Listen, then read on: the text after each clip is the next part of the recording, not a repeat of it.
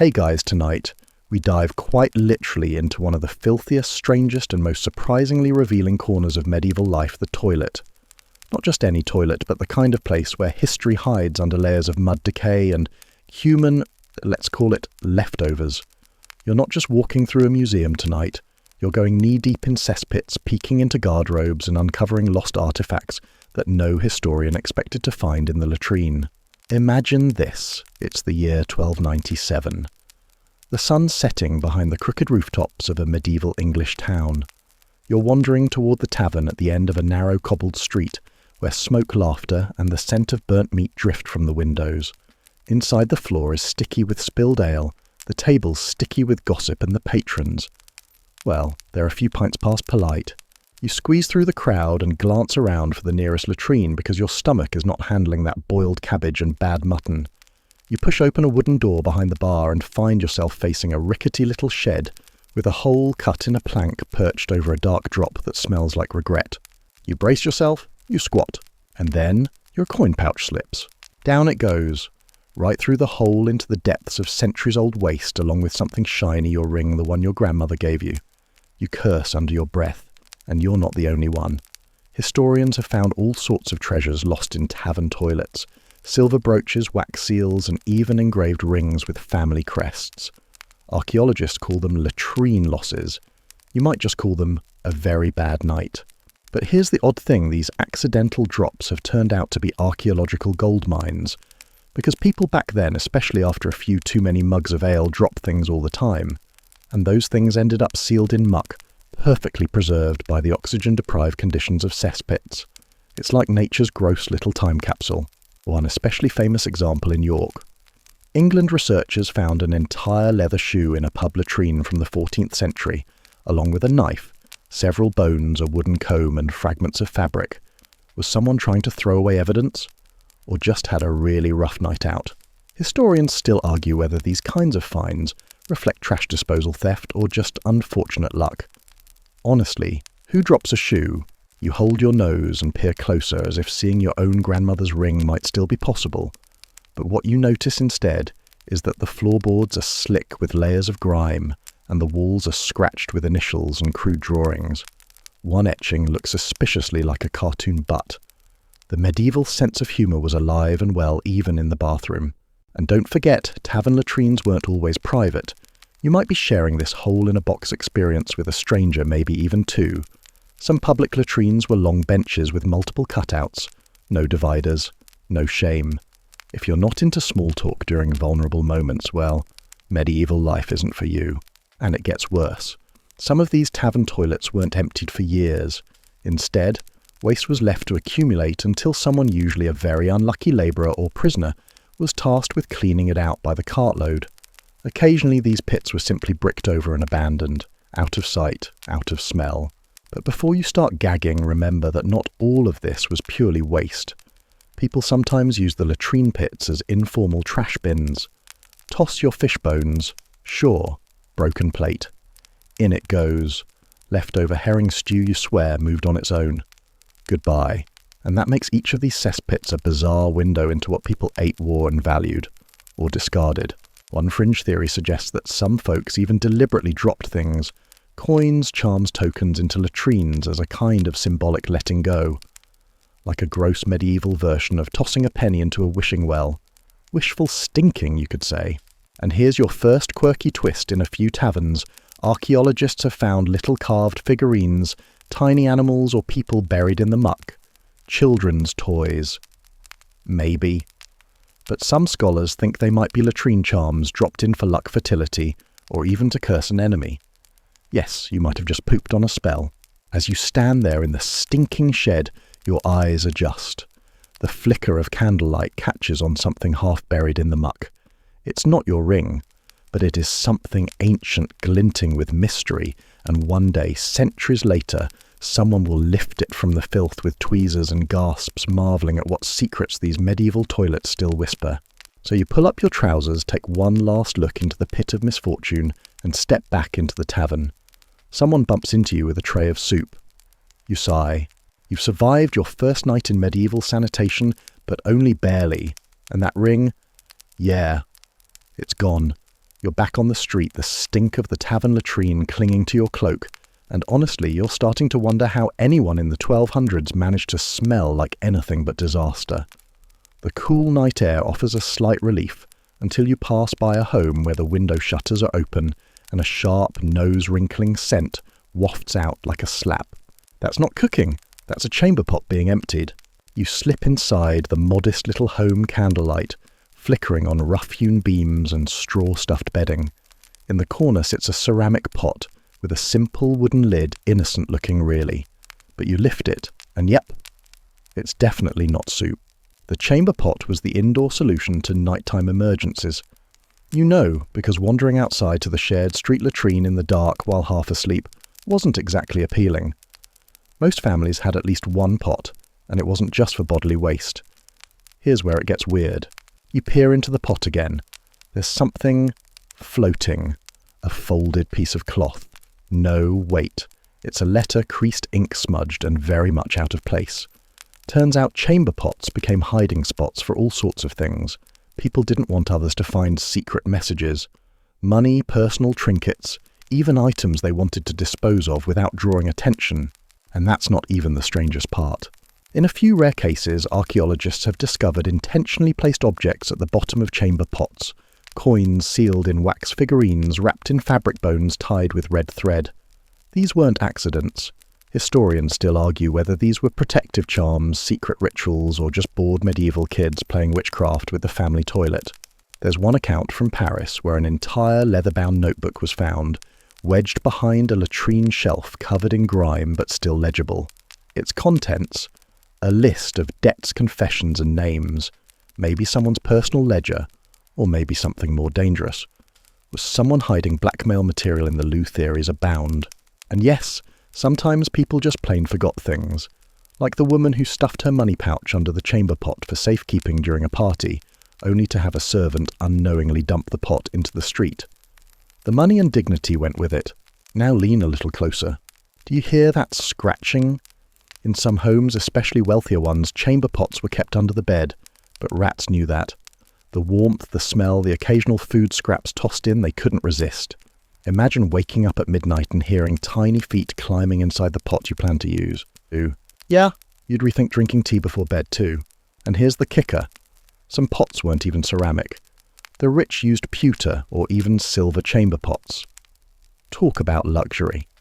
You're not truly elite until you've relieved yourself in a gilded bucket. Some were engraved, some had decorative handles, and at least one, according to legend, played music when lifted. Imagine going to the bathroom and hearing a lute jingle along. Still, it wasn't just about style. Using a chamber pot meant dealing with it afterward. That chore often fell to servants or the youngest family member's children, tasked with emptying the pot into the street, the gutter, or a designated cesspit. Ever hear the phrase, "Gardy loo"? It was shouted from upstairs windows before tossing the contents down below. Think of it as the medieval version of saying, "Heads up only with urine." You step outside again and a sudden splash misses you by inches. Yep, someone forgot the warning. It's easy to imagine all this as unsanitary chaos, and in many ways it was. But people had their routines. Chamber pots were sometimes cleaned with herbs, lavender sage, even vinegar. Housewives might burn dried rosemary to mask the scent, and some added chalk to absorb moisture. It didn't always work, but hey, it's the thought that counts. There's even evidence that certain households had coded pots. Designs or carvings on the bottom told you which one was for guests and which one wasn't. Because nothing says hospitality like offering your visitors the nice toilet bucket. Let's not forget, though, privacy was still a luxury. In homes without interior walls, using the chamber pot meant doing your business in front of family or guests. You're not just imagining the shame, you're living it. And somehow, the dog is watching too. Judging you. In one recorded case from Bologna, a noblewoman was said to have died, not from illness, but from slipping on a full chamber pot someone had left in the hallway. Her servant was dismissed. The pot, probably replaced with a sturdier one. Medieval priorities. You head back toward the bedroom, the candle burning low. The chamber pot sits quietly now lid, replaced secrets sealed in darkness. Tomorrow someone will carry it down to the alley. Maybe they'll lose something in the process. Maybe they'll find something they weren't meant to. For now, you pull the blanket up to your nose. Sleep tries to find you, but your last thought is of the message in the pot, and whether it was ever meant to be read. You wake before dawn, stirred not by birdsong but by the low creak of old wood and the distant splash of something hitting stone. You're in a castle now, massive, cold, and still cloaked in the heavy blue light of morning. The corridor stretches ahead, lined with narrow slits of windows and flickering torchlight that throws strange shadows on the damp stone walls. You follow the draught, your breath visible in the chill, until you reach a small door set low in the wall. It's barely taller than your waist, and it opens with a groan onto nothing. Just air. This is the garderobe, a castle toilet, and it's little more than a vertical shaft cut straight through the outer wall. You step closer a mistake and peer down. A sheer drop ends somewhere in the misty void below, and you finally notice the streaks along the castle wall outside, staining the stone like a dark waterfall. That, dear listener, is what centuries of royal relief looks like. Garderobes were clever in a crude sort of way. The shaft let waste fall far away from the inner rooms, usually into a moat or pile of straw or even the river below. A brisk breeze kept the smell from wafting back up, mostly. But these setups weren't without issues. For one, they were cold. You're not exactly eager to bare your backside to a January windstorm. Some noble families tried to soften the experience with velvet-lined seats or tapestries hanging nearby. But let's be honest, when the air is freezing and your throne is stone, there's only so much luxury to be found. Still, garderobes weren't just about comfort or sanitation. They were security risks too. You inch back as you imagine it, a skinny, desperate intruder climbing up the shaft under cover of night. It happened more than once. There are records of spies, thieves, and even assassins sneaking into castles through these very holes. Historians still argue whether that was bravery or madness. Honestly, both seem accurate. And then there were the accidents. A rather unfortunate nobleman in the 14th century reportedly slipped during a midnight trip to his tower's garderobe and fell right through the shaft, plummeting several stories to the cesspool below. The tale ends as you'd expect, with a tragic thud and a deeply awkward funeral. But for all the dangers, garderobes had their perks. Because the air currents running through the shaft were so steady, people stored their clothes nearby to keep moths away. Yes, the word garderobe actually comes from the French for guarding robes. The ammonia-rich air was a natural bug repellent. So your fancy tunic might smell faintly of poop, but at least it was moth-free. And here's a little tidbit to make you blink. Archaeologists once found a chess piece lodged in the stonework of a castle garderobe in Scotland. It wasn't dropped there recently. It had been wedged for over 600 years.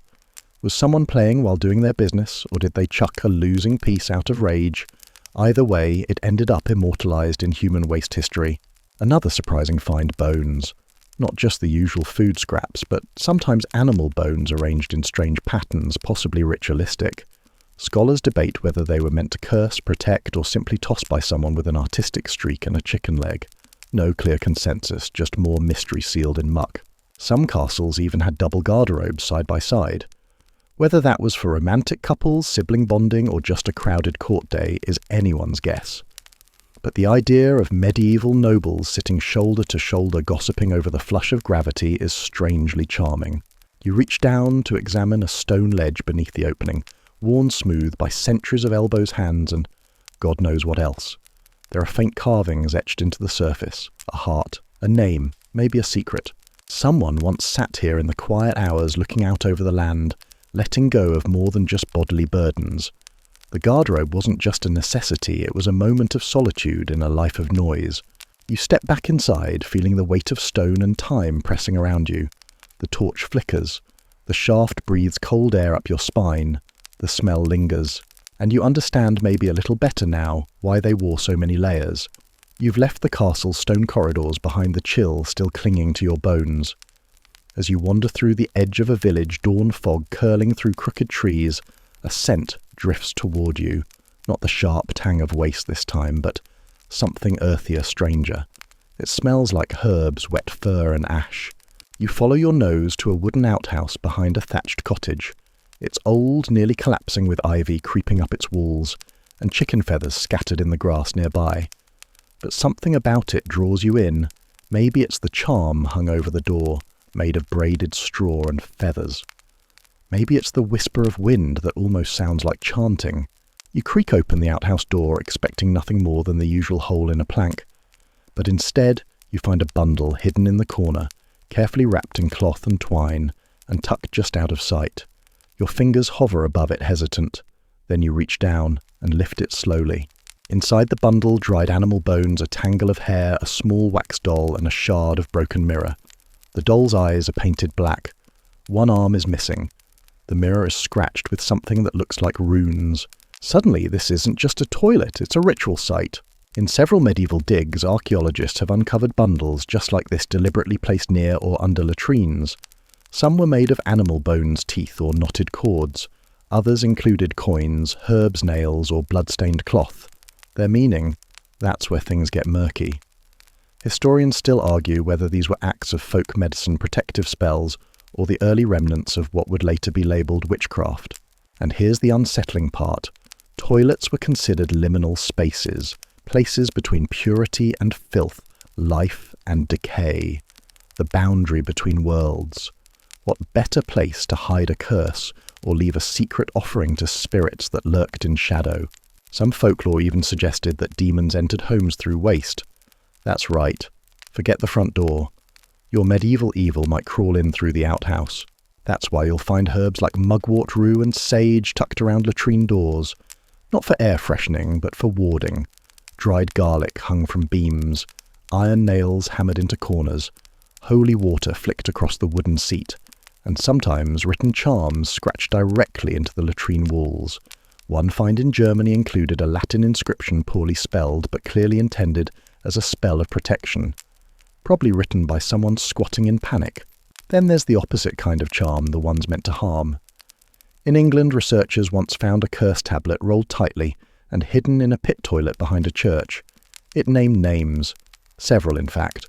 Alongside it were human fingernails, tufts of hair, and what appeared to be teeth. Whether they were real or symbolic is unclear. Either way, it wasn't a love note. You glance back down at the wax doll in your hands. The face is oddly detailed, and for a brief moment it seems to stare back. You drop it with a shiver, letting it fall softly into the dirt where it came from. Probably best not to bring that kind of souvenir home. You step outside, grateful for the sun that's finally rising above the treetops. A rooster crows in the distance and a black cat darts between the bushes. You watch it with new eyes. Maybe it's just a cat, maybe not. Back in the house, the old woman is lighting incense. A child runs past her with a pot in his hands, headed straight for the outhouse. The rhythm of daily life continues, but you can't shake the feeling that someone or something has used that toilet for far more than just nature's call. You're walking now along a monastery wall, its stone warm from the rising sun, though the shadows of its tall windows still stretch like fingers across the grass. The monks are already at work, tending herbs, copying manuscripts, or sweeping the gravel paths in silence. Birds chirp above. Everything feels peaceful, until you catch the faintest whiff of something acrid. Not overwhelming, just enough to wrinkle your nose. You follow the scent through an arched corridor and into a small outbuilding nestled behind the scriptorium. It's quiet, humble, and contains nothing but a wooden bench, a square cut into the seat, and a cool draught coming from below. A monk walks past without glancing at you, but something is off. You notice scraps of parchment on the floor, torn-stained and oddly familiar. One has Latin writing, another bears a diagram of a saint. But it's not reverently stacked, it's smudged, rumpled, and halfway down the shaft. That's when it hits you. You've just stumbled upon one of medieval history's most tragic ironies. Sacred manuscripts reused as toilet paper. You bend down carefully, heart heavy, and examine the fragments. Monasteries were major centres of learning. Monks copied religious texts by hand, painstakingly illuminating letters in gold leaf, decorating margins with vines and strange beasts. But not all pages made it into books. Some were damaged, others were discarded, and paper was precious. Soft cloth was rarer still. So yes, when necessity called, even monks used old parchment to wipe. In fact, several archaeological digs in Britain and France have unearthed latrine layers that include fragments of biblical texts. Psalms, gospel passages, even moral treatises soiled, crumpled, and used as medieval shaman. Historians still argue whether this was out of ignorance practicality or quiet rebellion by monks weary of endless copying. One piece recovered from a 13th century monastic site featured a smudged verse from Leviticus, ironically one that discusses cleanliness. You sit on the bench and imagine it. The scriptorium is silent. A monk drops a page by mistake. It lands in soot tears slightly, and instead of salvaging it, he folds it carefully and takes it to the latrine. It's hard to imagine now in an age where we cradle books like treasure, but in the Middle Ages, paper had layers of meaning, sacred yes, but also simply useful. Even the holy could be repurposed when hygiene demanded it. And it wasn't just monks. In urban centres, discarded contracts, letters, poems, and scribbled notes found second lives as wiping tools. One London cesspit revealed a love poem, unfinished, unmailed, and smeared with something far less romantic. You find one such scrap nearby, the beginning of a sermon. You can just make out the first words, "Blessed are the," and then it cuts off. Faded ink, a torn edge, and a silence that lingers. And here's the quirky fringe detail. In some places, reusing parchment was considered lucky, believed to transfer the blessings of the written word onto the body, however ridiculous that sounds. There's even a record of a nun who specifically requested paper scraps from religious texts for health and protection. Whether this worked is, let's say, highly debatable. As you run your hand along the wooden seat, you notice faint carvings, tiny notches, probably counting days. Maybe a monk's quiet rebellion. Maybe boredom. Maybe a subtle reminder that even in silence, the human need to leave a mark, however small, never really disappears. A bell tolls in the distance. You rise and glance back once more. The parchment fragment flutters slightly in the breeze, its holy words now part of the most unholy business. You step outside into the warmth of the garden, the scent of mint and lavender in the air. Somewhere inside the chapel, another monk is writing the words that centuries later might end up in someone's toilet. And the world, you realize, is full of strange cycles. You leave the monastery behind, its bells still echoing in the quiet morning air, and make your way down a winding path toward a small countryside farm. The scent of hay dung and wet earth wraps around you like a musty old blanket. You pass a low stone wall, cross a muddy yard, and find yourself at the back of a modest wooden cottage where an outhouse leans slightly to the right, as if even it is tired of its purpose. You open the door, slowly expecting the usual. And there it is, the familiar hole, the old wood, the faint buzzing of flies. But there's a noise you weren't expecting, a soft cluck. You freeze. A chicken hops out from under the seat. And not just one. There's a whole little family of them nestled beside the hole, scratching the dirt floor, completely unfazed by your presence. You're more surprised than they are. But here's the truth. You're slowly beginning to realize in medieval times, latrines were rarely human-only spaces. You step inside, careful not to disturb the hens, and take a closer look. This isn't an accident. The chickens have a roosting box just beside the latrine bench.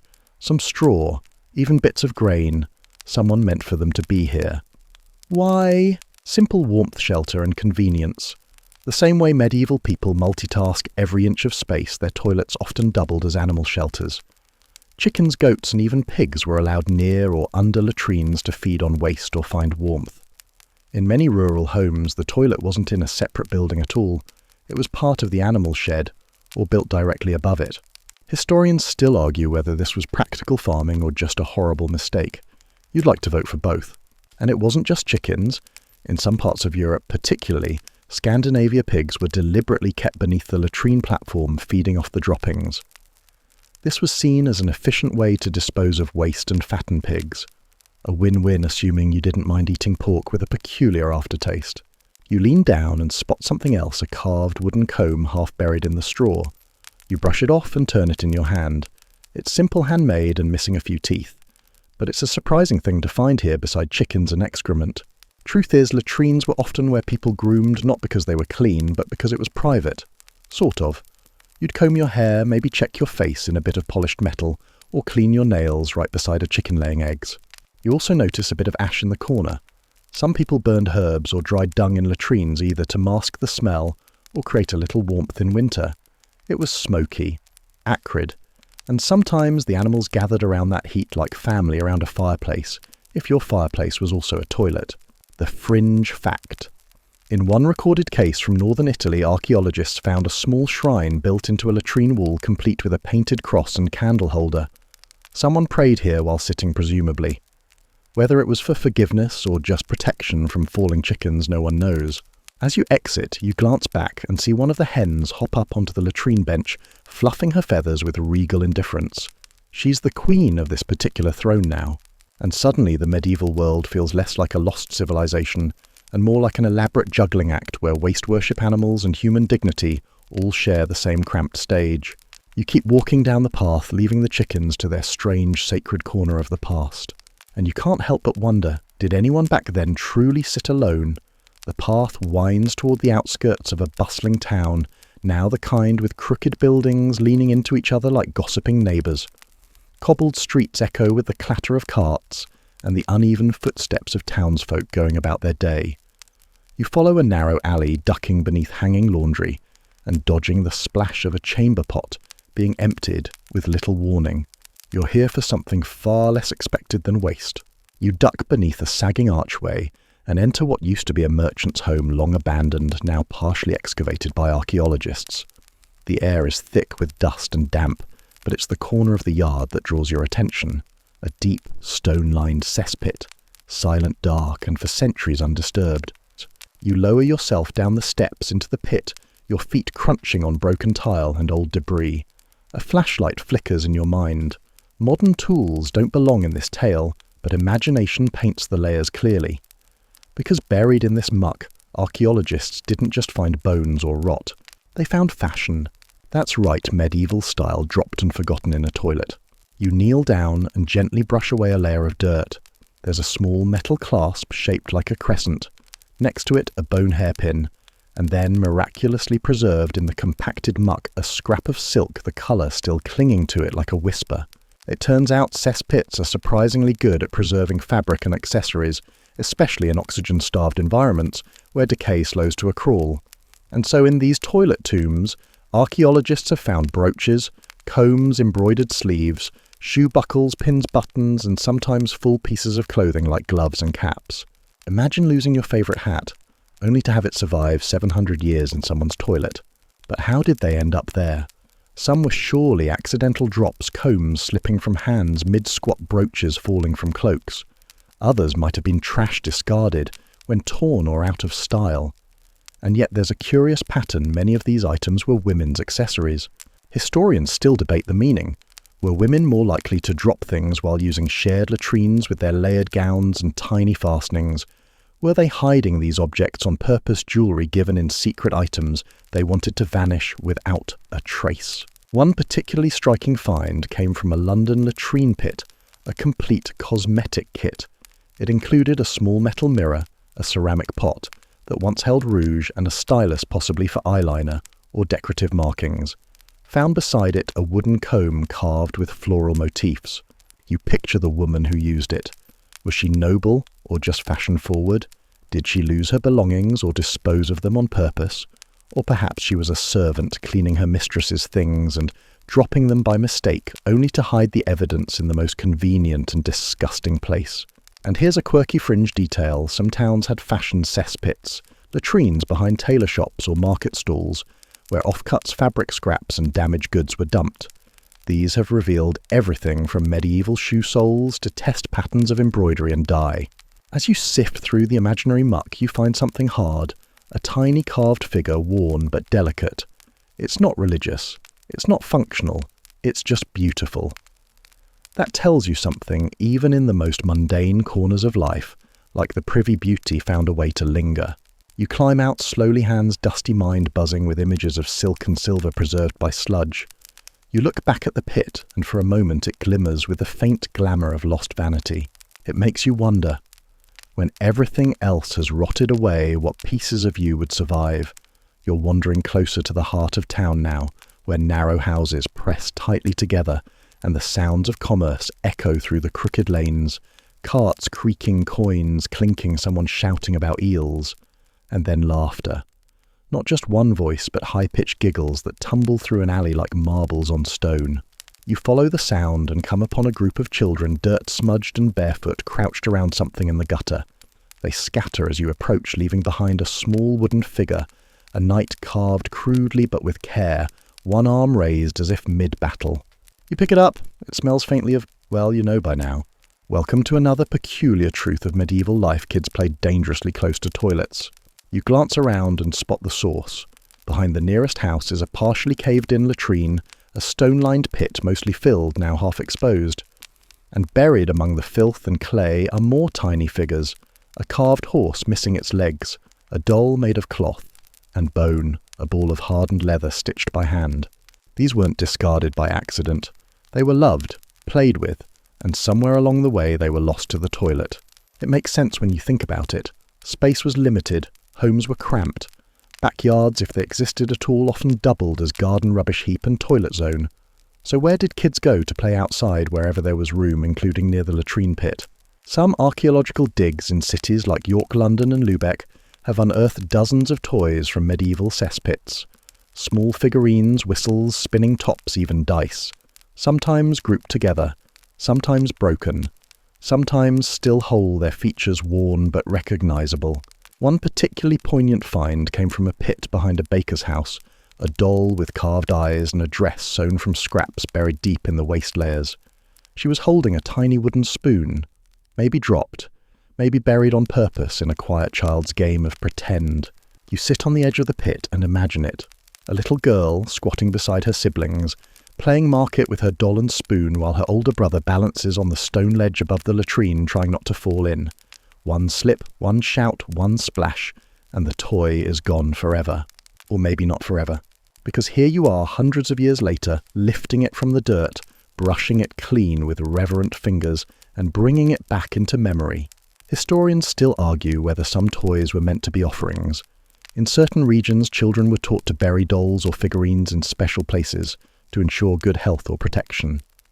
A few scholars believe the latrine pit, with its connection to both waste and fertility, might have doubled as a place for symbolic burial.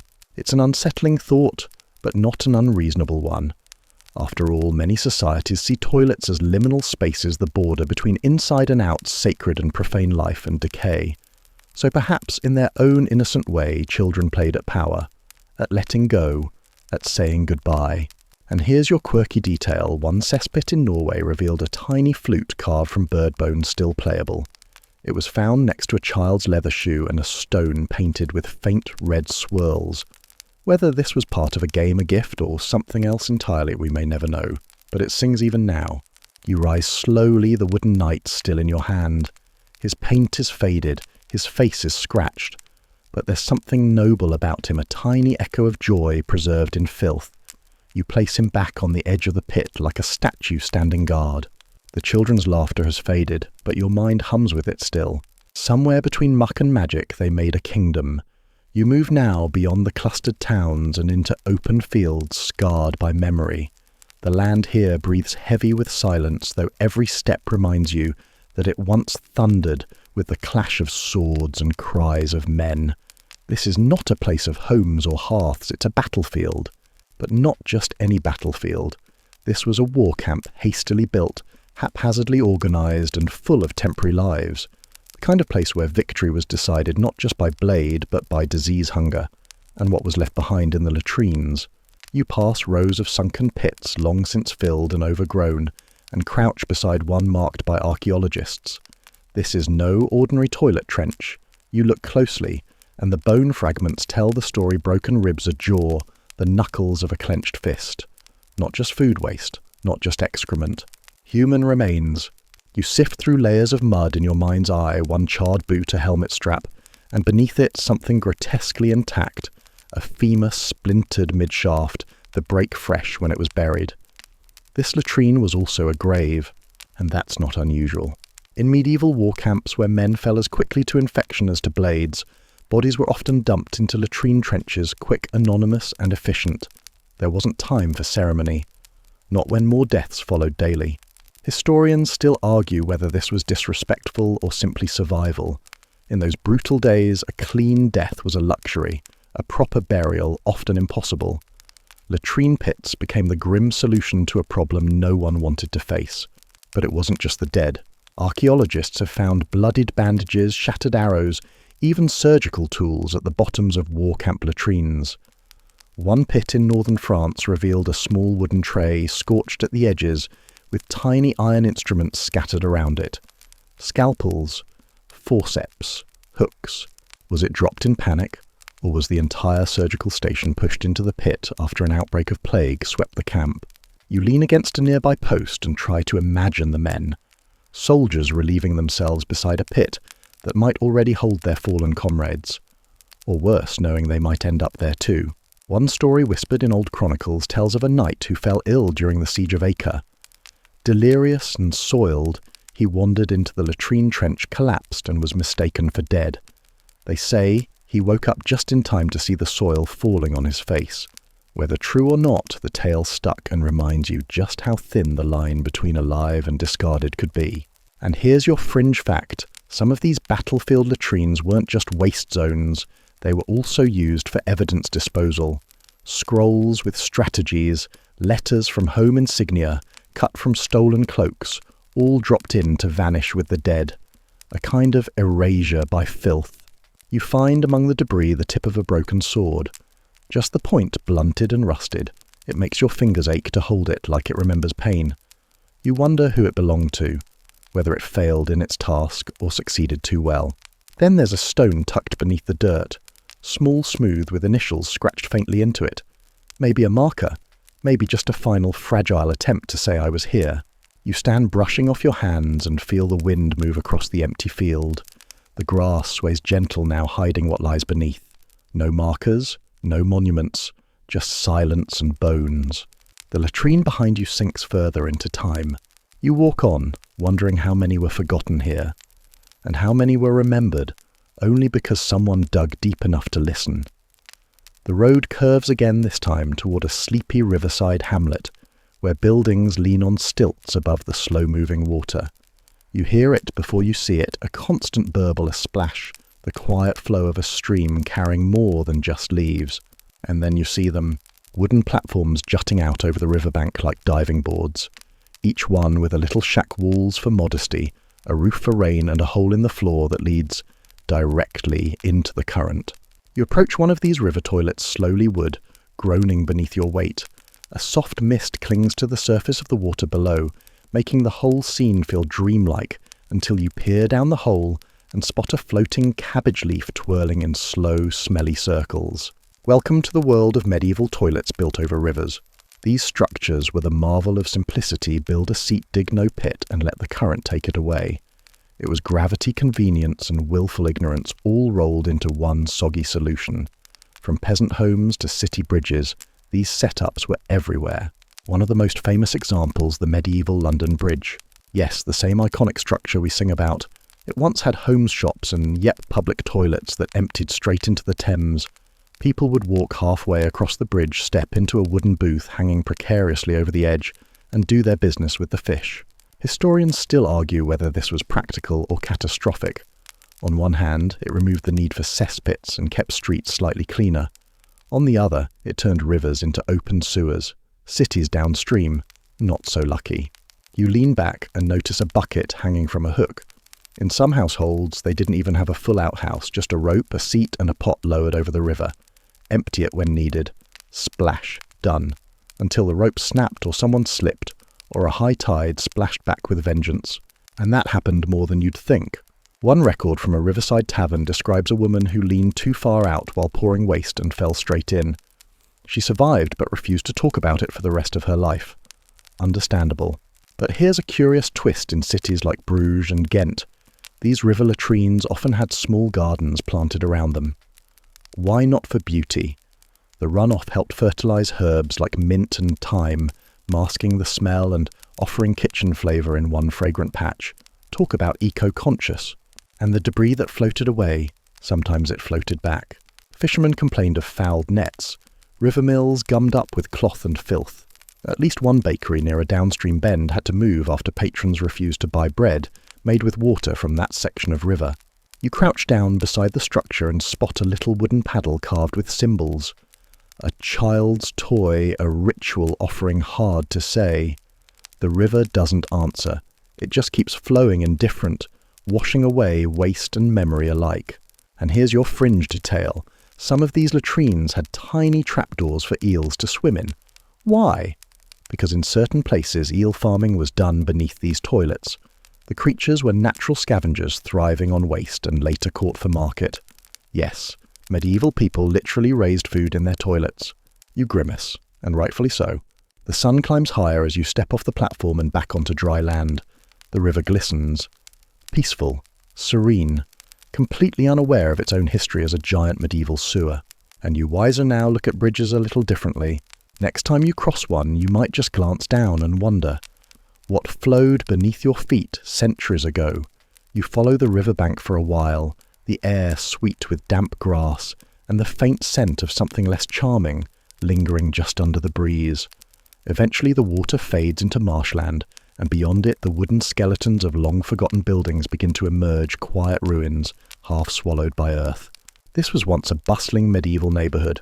Now it's just a site of mud and memory. You're drawn to a shallow depression near a collapsed wall, barely noticeable at first. But as you step closer, your boots sink into the earth with a soft squelch, and there, poking up from the soil like pale fossils, are bones. You kneel down gently, brushing dirt away until the full shape becomes clear. Not human, not food, not arranged by accident. You've just found the remains of pets and pests entombed in toilet muck. In medieval latrine pits across Europe, archaeologists have uncovered not just the usual waste and trash, but a surprising number of small animal skeletons: cats, dogs, rats, mice, birds, even ferrets. Some buried whole, some dismembered. And their presence raises uncomfortable questions. You hold a tiny jawbone in your hand, delicate, likely a rat. No surprise there. Rats were constant companions in medieval life, attracted by food scraps, warmth, and, well, the obvious. Latrines, especially deep cesspits and outhouse corners, were prime nesting spots. But finding a whole skeleton suggests something more: poison, traps, drowning. Rats weren't just pests. They were hunted, often with terriers or ferrets. Some latrine finds show bite marks on rodent bones, likely from dogs trained to catch them mid-scamper. Other bones were scorched, perhaps burned to ward off plague or buried as a precaution during outbreaks. Then you spot something stranger. A cat, curled tightly, spine arched unnaturally, still whole, still silent. Historians still argue whether cats found in latrines were accidental deaths, falling through unstable floorboards, or intentional sacrifices. In some areas, especially rural communities, cats were associated with witchcraft. A dead cat buried in or near the toilet might have been seen as protective magic, or something darker. And yet others argue these animals were simply loved and mourned. A pet dies. There's no graveyard. The cesspit, deep and secluded, becomes a private tomb. It's not all tragedy, though. One cesspit in Poland revealed a wooden plaque with a dog's name carved into it, buried beside a curled-up skeleton with an old collar still clinging to the bones. Whether waste was dumped there later or not, someone clearly cared. You lean back and notice the arrangement of bones nearby, carefully lined, placed with intent. Not food remains. Not random. A pattern, maybe. In some cases, archaeologists have found bones stacked deliberately, perhaps to ward off evil or signal a taboo space. Latrines were liminal, after all, half sacred, half sullied. And here's your quirky fringe find a ferret skeleton complete with a tiny leather harness. Yes, people used trained ferrets in medieval times to chase rodents through latrines and tight crawl spaces. This one likely died in the line of duty, perhaps lost in a pit, perhaps overcome by fumes. A tiny hero of sanitation. You rise and take a final look at the bones scattered below, the quiet companions of medieval life now frozen in decay and forgotten usefulness. The wind stirs, carrying a dry leaf into the pit. It lands softly as if paying its respects. You walk on the ghosts of creatures, pests and pets alike, padding softly behind you. They were part of the story too, even in the places no one wanted to remember. You head now toward the edge of a crumbling city, once grand, now mostly memory, where thick stone walls press close and narrow alleys carry whispers of old footsteps. You follow one such path, dark even in daylight, and find yourself beneath a leaning archway. A forgotten room lies beyond its walls, blackened with time, its air oddly warm. You step inside and the smell hits you. Not fresh waste, something else, something older, stranger. Pungent, acidic, almost sour. You wrinkle your nose. This isn't just decay, it's fermentation. You're standing in front of a medieval cesspit, but this one isn't just full of refuse. It was actively used to process human waste as a resource. Believe it or not, people didn't always see excrement as trash. In fact, in some corners of medieval life, it was a tool, a commodity, something that could be reused, reshaped, or even refined. Welcome to the world of toilet fermentation. You crouch beside the pit and notice the arrangement stone walls, a drainage channel, a clay basin lined with ash. This wasn't just a dumping ground, it was engineered. In some cities, cesspits were intentionally layered with straw ash and lime, not to hide the smell, but to control decomposition. The resulting mixture was night soil, a nutrient-rich sludge prized by farmers. Gathered at night, carted away before dawn, it fertilized fields and fed crops for generations. But here's where things get weirder. Some cesspits show signs of purposeful heating, not burning waste, fermenting it. Layers of dung, straw and charcoal formed slow composting mounds that gave off heat and methane. Whether used intentionally or as an accidental byproduct, it suggests early experiments with controlled decomposition. Historians still argue whether this was science, superstition or necessity. Did people know what they were doing, or did they just notice that warm pits broke down faster and ran with it? You spot a clay jug near the wall sealed with wax. Inside, crystallized salt and something darker congealed at the bottom. Possibly urine stored for industrial use. Yes, medieval tanners and fullers used human pee to treat leather and cloth. Ammonia was the magic agent, the smell just part of the job. And in some particularly brave towns, urinals were separated from solid waste and collected weekly for use in metalworking, bleaching, and even dye production. It wasn't glamorous, but it was effective. You shiver as you imagine workers dipping cloth into steaming barrels of rehydrated pee, their hands cracked and stained from the fumes. You're not sure what's worse, the stench, or how well it worked. And then comes your fringe fact. In one site in southern France, archaeologists found glass flasks near cesspits, each one sealed and labelled. The markings suggest they contained distillate of man's water, yes, distilled urine, possibly for alchemical purposes, or possibly for medicine. You back away from the flask. Even some medieval doctors believed urine aged and properly fermented held healing powers. Mixed with herbs, it was rubbed on wounds, poured into ears, or even consumed in tiny quantities to rebalance humours. Whether it helped or simply made things worse is highly suspect. You exhale, stepping outside for a gulp of cleaner air. But the image lingers. These people didn't just live with waste, they found ways to use it, to make it work for them. It wasn't about being disgusting, it was about being resourceful. You glance back at the blackened room, at the layers of history hidden in rot, at the strange sour scent that still clings to your skin, and you realize, even in the places we flush and forget, people once found purpose. The sun dips lower now, casting the streets in amber. Shadows stretch long across crumbling walls and the air begins to cool. You follow the stone path toward a high-walled compound, the kind that holds silence like a bowl holds water. The sign has long since faded, but you know where you are. A monastery.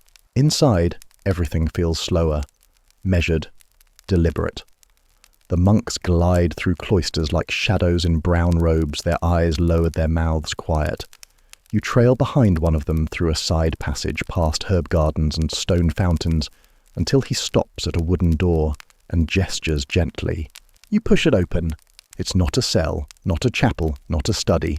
It's the monastic latrine, a large stone-floored room with rows of open seats set along a trough. No partitions, no doors, just still air faint with the scent of damp linen and old wood. This was where monks came to relieve themselves, but also where they came to practice ritual.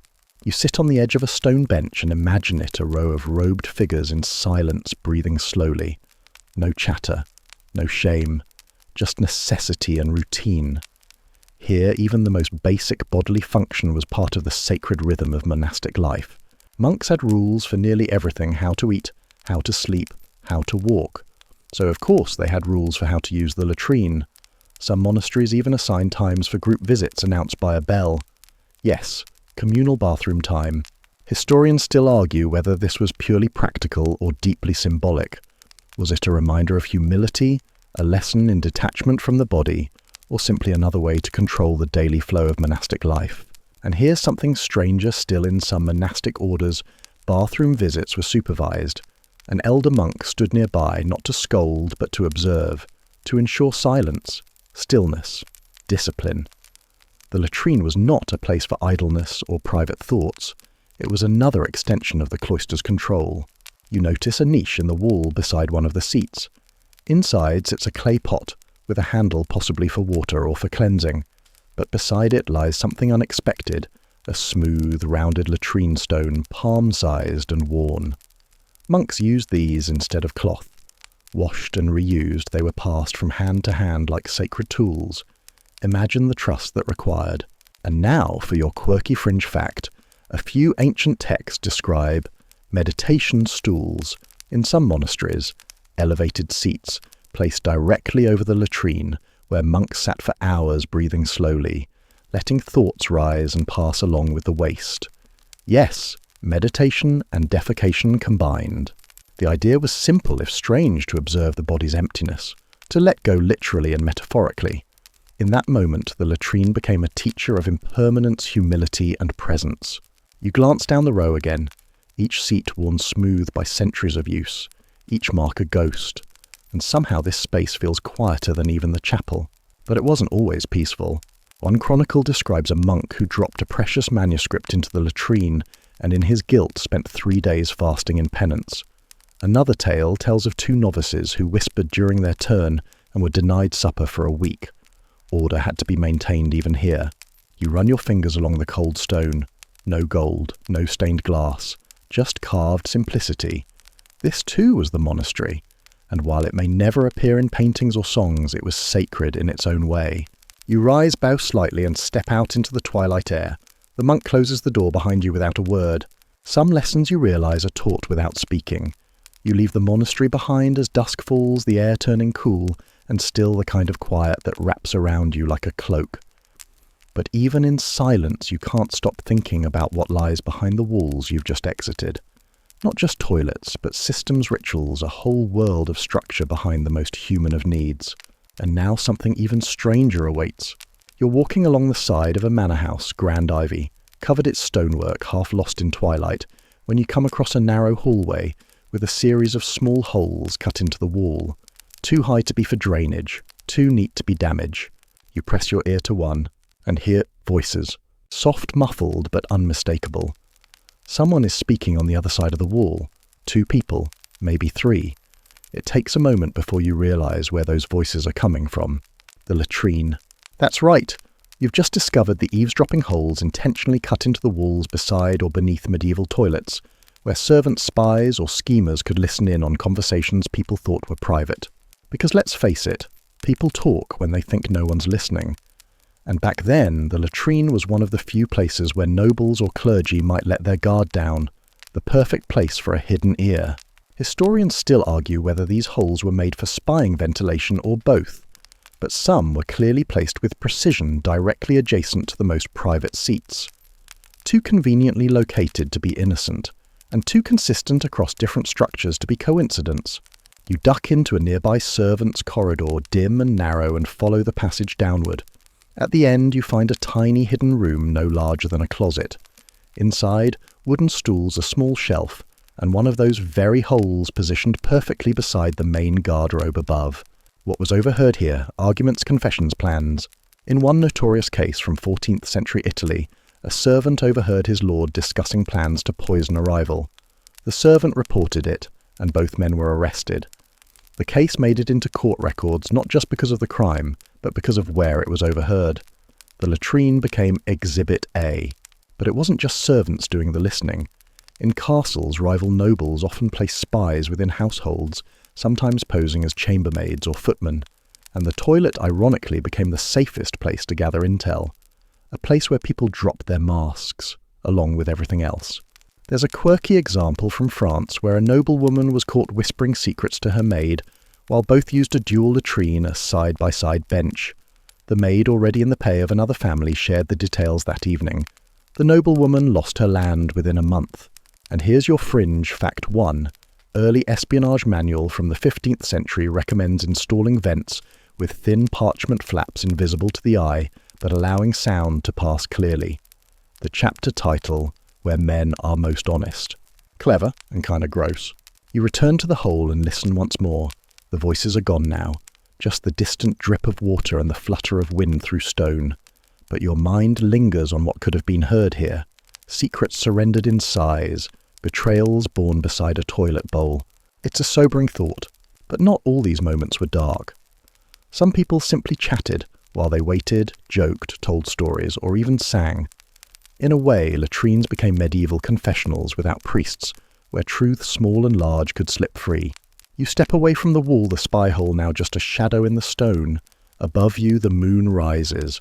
You're reminded that even the smallest spaces can hold the biggest secrets. The moonlight guides your steps now, casting everything in shades of silver and shadow. You find yourself drawn to a crumbling villa on the edge of the old town, its walls cracked, its windows hollow-eyed. The place is quiet, long abandoned, but something still clings to it. A hint of perfume in the air like a ghost brushing past. You push open the warped wooden door and step into the remains of what was once a grand home. Dust lies thick on the stone floor. Cobwebs catch the moonlight in the corners. But in the far end of the house, behind a sagging curtain, you find it. A small private latrine chamber. Nothing unusual at first, just the familiar bench with a seat worn smooth by time. But tucked into a recess on the side wall is a niche shelf, and resting there almost delicately arranged are tiny glass bottles. Some are corked, some broken. One still glistens with residue. You lift the least damaged one, bring it close, and inhale gently. Roses, and something faintly bitter. This was a scent bottle, a personal perfume, possibly once filled with rosewater lavender oil, or even a mixture of vinegar and crushed herbs. And yes, it was meant to mask the smell of the toilet. In the wealthier corners of medieval society, perfume wasn't just a luxury. It was a necessity in places where plumbing didn't exist. Latrine chambers, especially those inside noble homes, were often supplied with bowls of dried flowers, sachets of herbs, and when affordable, bottles of scented oils. One famous example comes from the court of King Charles VI of France. His private garderobe was said to be lined with cedarwood and included a perfumed cloth canopy to trap odours and protect his royal nose. Talk about privilege. But even common folk found creative ways to deodorize their loos. In urban homes, dried mint and rosemary were hung in bunches above the seat. People placed onion skins, apple peels, or bay leaves in small bowls to absorb the stench. Vinegar-soaked rags were nailed to beams, and in some towns, toilet walls were whitewashed with lime and infused with crushed lavender. Still, the bottles you found suggest something more intimate. These weren't just for public comfort. These were for personal use. A woman keeping a small perfume vial by the latrine, not just to scent the air, but to dab on her wrist before leaving, to maintain a sense of self amid the less than elegant realities of medieval life. You find a comb beside one bottle, wooden, finely carved, missing a few teeth. A tiny hand mirror, silvering, flaked away, lies cracked in a drawer nearby. These weren't thrown away. They were kept close part of a private ritual. A moment to touch up, refresh, perhaps even reflect after the most unglamorous of acts. And here's a quirky fringe fact in some courts. Servants were trained in scent layering. They'd refresh the latrine with different oils depending on the season's citrus in summer cloves in winter. One record describes an odoriferous steward whose entire job was managing the smellscape of the royal chamber pots. That was a thing.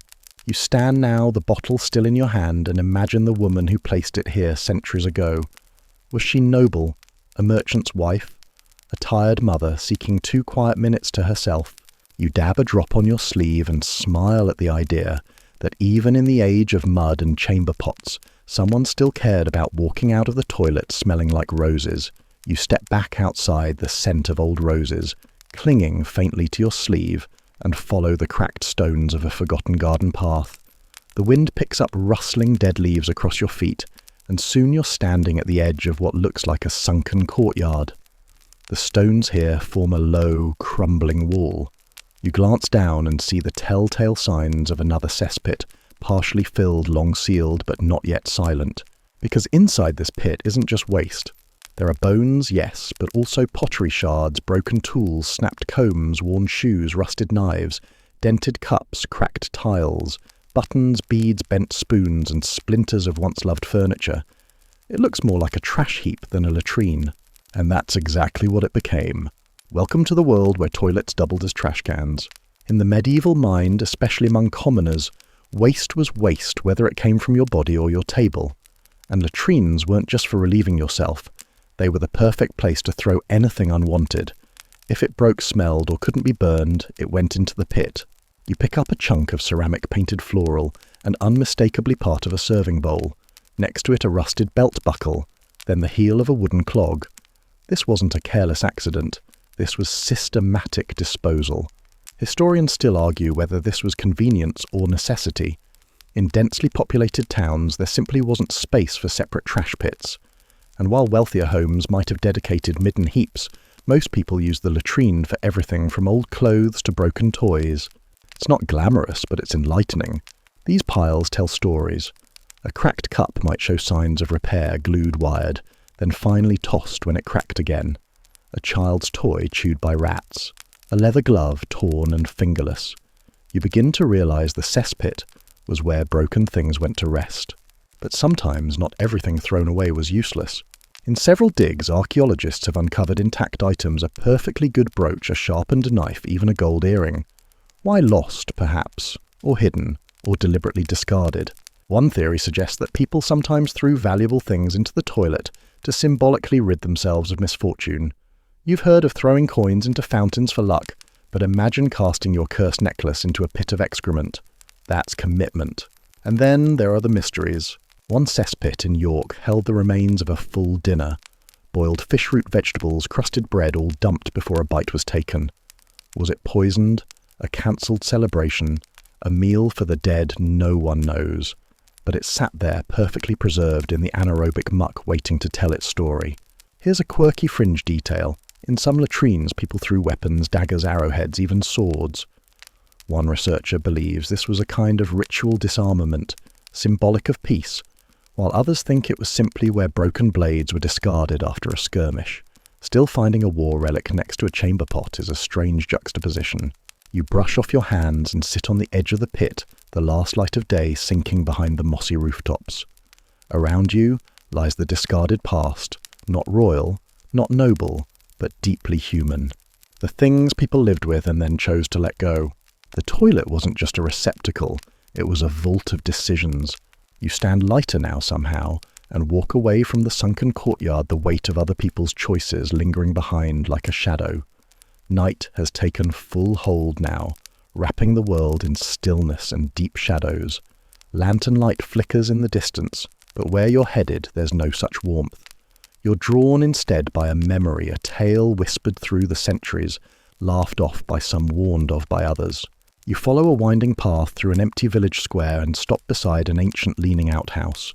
The wood is scorched, the door hangs crooked, and around the base, blackened stones suggest something once burned here violently. You step inside cautiously, your feet crunching on old ash and broken boards. The seat is gone, but the pit below remains. And it's what's not there that tells the story. Because this, as the villagers still say, was where the firecrackers went off. Yes, you've now entered the bizarre chapter of medieval sanitation carnival pranks gone wrong. In some parts of medieval Europe, especially during festival seasons like Carnival or May Day, practical jokes were expected, even encouraged.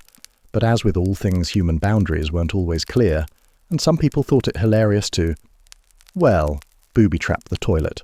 You crouch near a charred beam and spot fragments, ceramic shards, metal slivers, and what looks suspiciously like the remains of a small clay vessel. Historians suspect that young troublemakers eager for a laugh would stuff these pots with gunpowder and place them in latrines, wait for a victim, light the fuse, then run. The result? Loud, shocking, usually harmless, unless it wasn't. There's one recorded case in rural Germany where a carnival prankster misjudged the strength of his toilet bomb. The resulting blast collapsed the outhouse entirely, sent its unlucky occupant into a muddy canal, and led to a temporary ban on fireworks in 3 neighbouring villages. Still, the tradition persisted. Some tricksters used less dangerous means. Live animals hidden beneath the seat, hello angry goose collapsing toilet planks, or dousing the seat with cold vinegar. In France, the April Fool's tradition known as Poisson d'Avril sometimes included placing small paper fish under the seat, harmless but sure to cause a jump. You run your fingers along the wood and find what looks like initials carved into the side LF, a signature A warning, or maybe just someone marking their prank territory. And then there's your quirky fringe find in a manor house near Dijon. Archaeologists discovered a preserved whoopee cushion made of pig bladder.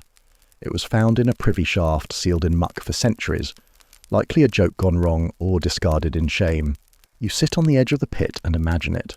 The setup, the whispered giggles, the hiss of a fuse, the sudden boom echoing through the countryside followed by either laughter or screams.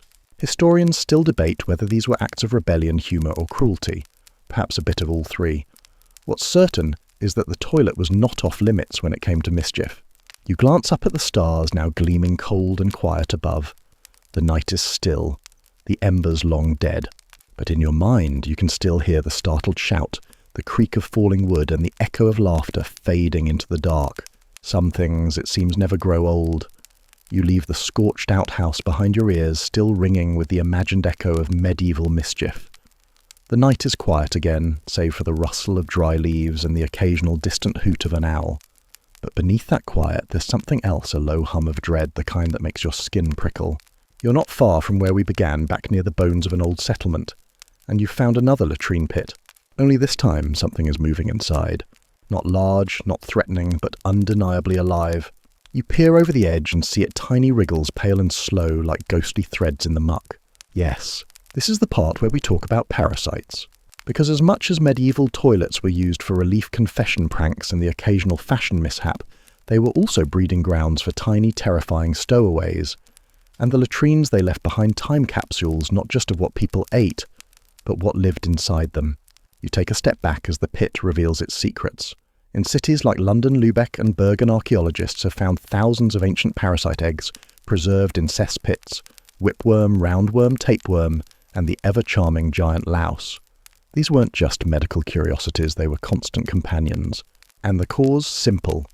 Poor hygiene, close living quarters, contaminated water, unwashed hands, shared toilet seats, the usual suspects.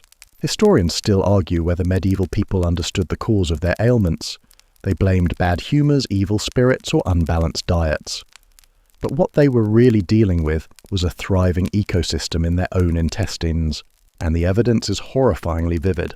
One preserved latrine in Bristol revealed not just eggs, but the actual remains of an adult tapeworm, petrified in a corner like a fossilised snake.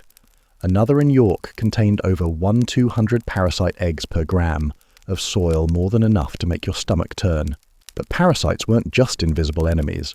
They affected everything: energy levels, mental clarity, growth.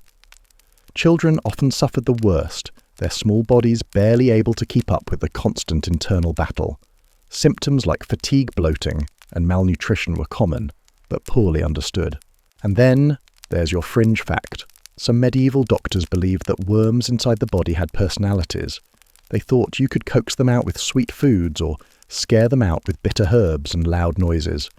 One cure involved holding a piece of meat near the anus and waiting for the worm to crawl out. You may never unhear that. Sorry. You crouch near the pit, watching the tiny movement below. It's quiet. Too quiet. And then a centipede scurries out from the darkness, long and slick, vanishing into the night.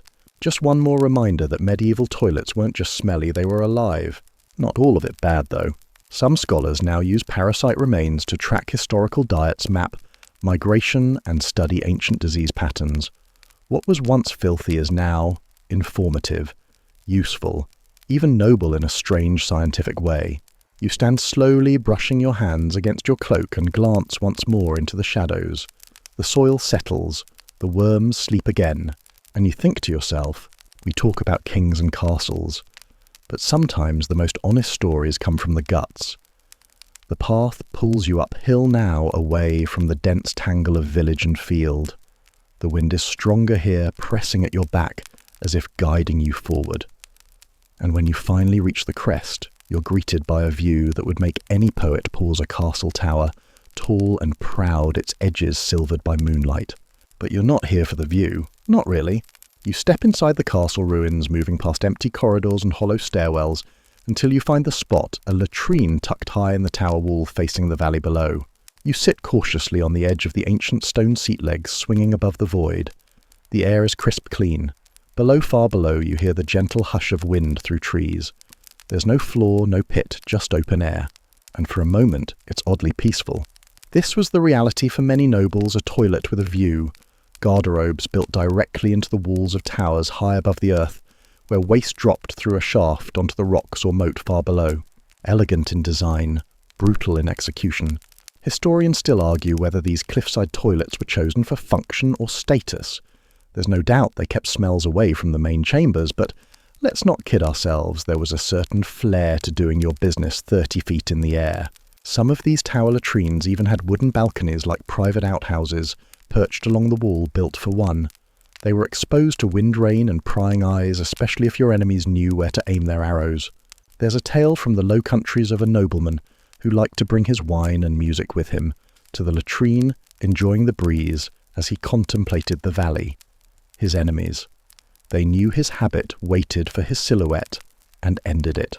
You glance down and realize this toilet could get you killed, but it could also give you peace. One fringe fact from Scotland describes a latrine facing the sunrise, where a local lord claimed to find inspiration for poems. He even had cushions made for the stone seat changed seasonally. There's no record of the poems, sadly, but the cushions survived faded, flea-infested and all, and it wasn't always a solo experience. In some castles, twin latrines were built side by side, separated only by a thin divider or curtain.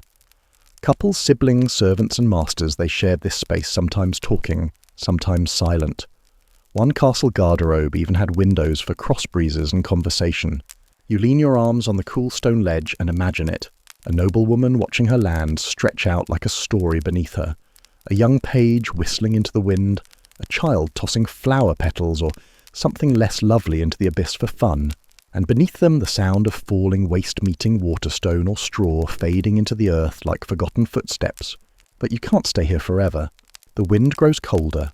The moon shifts. And though the view is magnificent, you know what lies beneath that beauty, centuries of refuse echoing down the side of the wall, into trenches that might still hold bone ring comb or coin. You step away from the ledge, letting the chill close behind you. In the end, even the most elevated throne has something unseemly beneath it. The moonlight drips through thin clouds as you walk downhill again, your boots soft on moss-covered stones. There's a lull in the night now. No more tricks, no more sudden laughter. No tapping of ghostly rats, just stillness, until something catches your eye in the dirt beside the path. It's a bead, small, heart-shaped, made of fired clay, etched with a name you can barely read. Curious, you follow the faint trail of similar bits, broken glass fabric buttons, until you come upon what remains of another latrine pit. This one is different, more carefully made.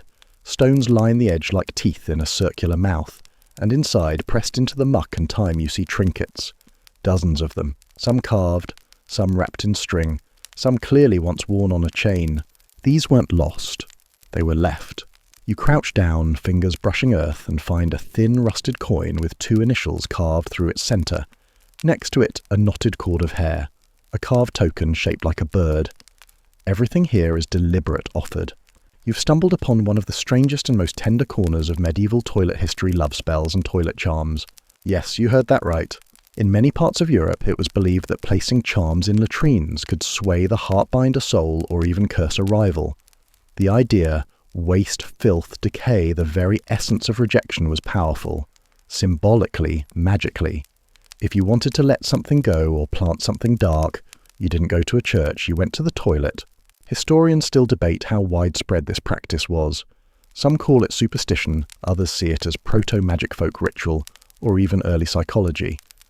What's clear is that these items were hidden with care, and they weren't meant to be found again. In one cesspit in Bohemia, archaeologists found a ring wrapped in cloth, tied with a single red thread, and buried beneath the latrine bench.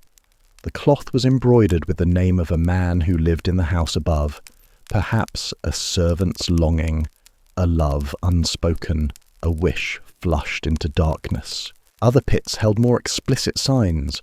Wax figures pierced with pins inscribed with names, a comb snapped clean in 2 both halves buried far apart, a mirror cracked and stained with ash. These weren't trash, these were messages. You pick up a tiny bone carving of a heart, its edges worn smooth, perhaps by a nervous thumb, perhaps by time. And here's a particularly strange fringe detail. In some folklore it was believed that placing a charm in someone's toilet could make them fall in love, or fall terribly ill. Either way, the connection was made through waste. A mingling of the sacred and the profane played out beneath wooden seats and darkened holes. In some cases, these latrine spells were written, short incantations scratched onto pottery shards or slips of parchment folded and dropped into the void. One read, "Let his eyes not turn from me." Another, "If she speaks my name, let her hunger until she is mine." You let the bead fall back into the earth, it makes no sound, just disappears beneath the leaves and dust. As you rise, you glance back once more at the stone circle. It's quiet as always, but not empty. There are stories buried here of hope and desperation, of love cast down and sealed in shadow. No altar, no fire, just a hole in the ground and a heart that couldn't speak its longing aloud. Even now, as you walk away, you wonder who still waits to be remembered. The trail flattens now as you move closer to the northern hills, where the trees grow sparser and the air turns sharp. Your breath puffs out in little clouds. The ground underfoot hardens with frost. Every step crunches. You can feel the cold creeping through your boots into your bones. You pass a stone house with thick wooden shutters nailed tight. A plume of chimney smoke curls upward, but there's no sign of life outside. It's too cold to linger. Even the wind sounds brittle. But that's when you see it, half buried in snow, a narrow wooden door leaning against a stone wall. You clear the drift around it with your hands and push gently. The hinges moan. Inside is nothing but a seat carved into ice-covered boards and a pit that's long since frozen solid. Welcome to the toilets of the frozen north. In medieval Scandinavia, the Alps, the Scottish Highlands, even as far as Siberian trade routes, people still had to do their business regardless of the temperature. And in winter that meant frozen latrines where waste didn't rot. It just waited. You sit on the edge of the seat carefully and glance down. The ice glistens. Not just cold, but preserved. Beneath that surface might lie meals from last autumn toys from 3 winters ago, or teeth lost to frost-bitten mouths. Entire slices of medieval life flash frozen, held in time by nature's own indifference. Some archaeologists call these pits gold mines, not for their smell, but for their clarity. In places where rot never set in, they've uncovered wooden spoons with bite marks, berries still red, and even frozen stool samples that, when thawed, gave new insight into diet, illness, and survival. Historians still argue whether these preserved pits reflect typical medieval habits or the unique adaptations of cold climates. But what's certain is that winter changed everything. Imagine trying to sit on a toilet seat carved from snow-covered timber. You'd bring a cloth, a blanket, maybe even a heated stone if you were lucky. Some families kept their chamber pots inside the hearthroom so they wouldn't freeze solid overnight. Children, elders, even pets might share that tiny warmth for just a moment of comfort. And here's your quirky fringe fact: in parts of Norway and Russia, people collected frozen droppings to burn as fuel. Yes, dried and frozen waste was sometimes mixed with straw and wood shavings to create makeshift fire bricks. Not the kind of blaze you'd toast bread over, but enough to warm a corner. You reach out and touch the rim of the seat. It's covered in frost. Beneath your fingertips is a faint scratch, almost a drawing. A star maybe, or a flower. A moment of creativity born from boredom, or from someone trying to forget the cold. And it wasn't all gloom. Some frozen toilets became accidental time capsules. In one site in Sweden, a latrine buried under snow revealed a set of children's footprints pressed into frozen muck beside a toy whistle. It looked like they danced around the pit. Why, no one knows. But they left joy in the snow. You exhale breath, fogging up the tiny room. Even now, even after centuries, this little space holds stories of endurance, of quiet adaptation, of how the human spirit finds strange rituals to survive, even if that means sitting over ice, humming softly and dreaming of spring. You pull the door shut behind you and step back into the wind. And for a moment, you swear the cold isn't so sharp anymore. The wind softens as you descend the northern ridge, slipping back into the warmth of lower ground. The lights of a small town flicker in the distance, glimpses of firelight through window cracks, smoke curling lazily above tiled roofs. You move toward the sound of voices now, not ghostly whispers or wind, but laughter. Not rowdy, not rude, just cheerful. You duck into a side street and find the source, a long, low building with steam rising from its roof, candlelight spilling through gaps in the shutters, a public bathhouse. You pause for a moment, watching people come and go, some wrapped in towels, others still damp from their soak. But it's not the baths that interest you tonight. It's what lies behind them. You walk past the main door down a narrow passageway and find a small courtyard behind the building. There in the back corner is a multi-seated wooden bench open to the sky. The latrine, worn smooth, no doors, no partitions, just a row of round holes evenly spaced like seats at a tavern bar. And sure enough, there's someone sitting there. Two someones, in fact, talking casually. One is laughing softly, the other shifting their feet, waiting their turn. Welcome to one of the least discussed truths of medieval life. Public toilets were social hubs. Yes, seriously. While modern bathrooms are havens of solitude, medieval latrines, especially public ones, were often places of community. People didn't just come here to relieve themselves. They came to chat, to share news, to gossip, and sometimes to listen. In cities like Rome, London, Paris, and Constantinople, multi-seat latrines were the norm. Long benches with holes carved into stone or wood, spaced just far enough apart for comfort, but close enough for conversation. Water channels ran underneath, carrying waste away, sometimes perfumed water if you were lucky. Historians still debate whether this setup reflected a lack of privacy norms or simply the efficiency of space. But most agree these toilets weren't just about the body. They were about belonging. You sit at the end of the bench and listen. The conversation drifts. Someone's cousin is getting married. A merchant's shipment came in early. There's talk of the king's new decree, something about grain prices or cathedral taxes. And then laughter again. A joke about a neighbour. Not crude, just human. It's strange how quickly the setting melts away. The smell, the purpose, the awkwardness, all softened by the sound of voices, by the warmth of presence. It's not glamour, it's connection. One particularly delightful fringe detail in a few surviving bathhouse logs from 14th century Prague, records show that toilet talk was sometimes used as informal negotiation space. Disputes resolved quietly, deals made, even marriage arrangements whispered through steam and latrine gaps.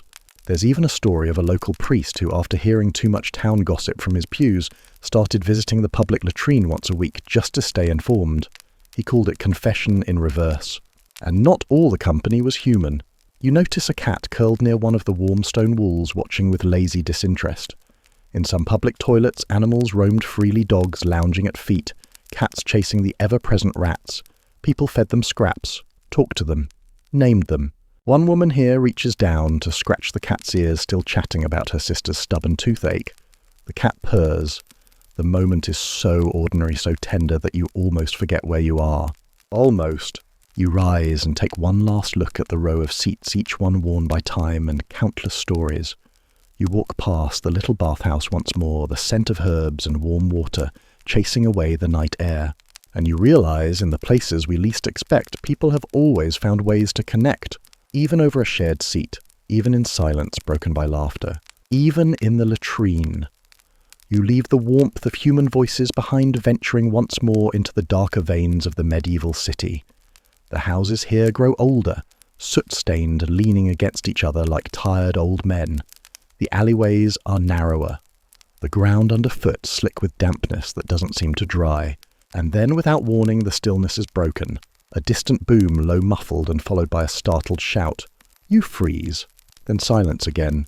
You quicken your pace, drawn toward the sound, and soon find yourself standing in front of what looks like a city cesspit, sunken, bricked and covered by an iron grate. But the smell wafting from beneath isn't just foul, it's scorched, metallic, sharp. And then it hits you, methane. Yes, this is one of the true nightmares of medieval sanitation, the exploding cesspit. You kneel beside the grate, imagining what might have happened here only moments before.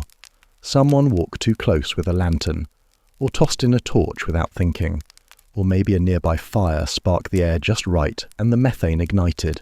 It sounds absurd, cartoony, but it's painfully real.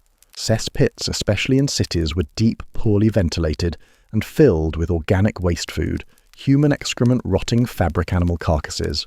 All of it fermenting, all of it releasing methane, hydrogen sulfide and ammonia into the tightly sealed chamber below. And when the conditions were just right, boom. One record from 12th century Florence describes a privy explosion that blew off the latrine seat and sent a servant flying across the courtyard. Miraculously, he lived. But the building wall cracked, and the owner was fined for storing waste too long. Historians still argue how common these explosions really were. Some call them exaggerated fables. Others cite enough municipal warnings, property damage and fire records to suggest they were a legitimate hazard, especially in places where lanterns were brought in at night to guide the way. Here's a fringe detail. In some towns, latrine attendants were trained to test the air with a slow-burning reed. If the flame flared or vanished, it meant the gases were volatile. Enter at your own risk. You spot the remnants now, a cracked paving stone, soot-stained bricks, and a partially melted iron hinge from what was once a latrine lid. Someone had been here, maybe trying to clean it, maybe just lighting a candle, and the air had done the rest. There's also something unsettling beside the pit, a leather pouch scorched at the edge but intact. Inside, coins, a scrap of cloth and a key. It could have been anyone's, but it feels like it belonged to the person who got too close. You stand and step back slowly.